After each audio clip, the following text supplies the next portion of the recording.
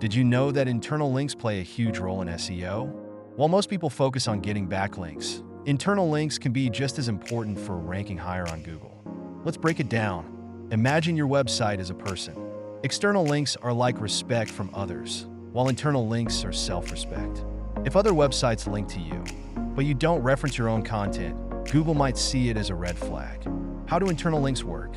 A strong strategy is to link from blog posts to your important business pages. Blogs typically rank for informational keywords that are easier to compete for. By placing links to your commercial pages, you pass authority and help Google understand your content. But there's a trick. Vary your anchor text. Repeating the same clickable words too often can look like spam. Can you rank with internal links alone? Yes. If a high-ranking blog post gets a lot of traffic and engagement, it creates strong behavioral signals. Linking from this post to your service pages can boost their rankings too. Internal links lay the foundation, but when combined with external backlinks, your SEO results skyrocket. Want to improve your rankings? Start linking smart. Check out the full article. Link in the description.